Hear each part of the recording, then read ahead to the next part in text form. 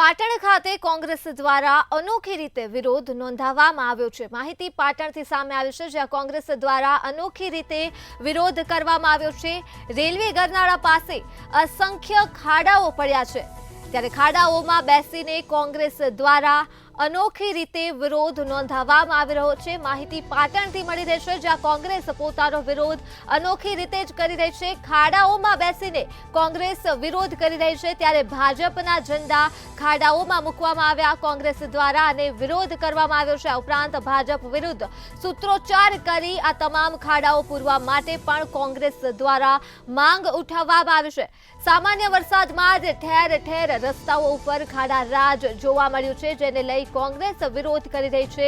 પાટણ ખાતે તો રેલવે ગરનાળા પાસે અસંખ્ય ખાડાઓ પડ્યા છે, ત્યારે ખાડાઓમાં બેસીને જ કોંગ્રેસ દ્વારા વિરોધ નોંધાવવામાં આવી રહ્યો છે। આ ઉપરાંત ભાજપના ઝંડા ઉપર આ ખાડામાં મૂકીને કોંગ્રેસ વિરોધ કરી રહી છે, જેના દ્રશ્યો પણ સામે આવી રહ્યા છે। ભાજપ વિરુદ્ધ કોંગ્રેસના કાર્યકરોએ સૂત્રોચ્ચાર કર્યો અને આ તમામ ખાડાઓ પૂરવા માટેની માંગ ઉઠાવી છે। તો સામાન્ય વરસાદમાં જ ઠેર ઠેર પાટણ ખાતે ખાડા રાજ જોવા મળ્યું છે।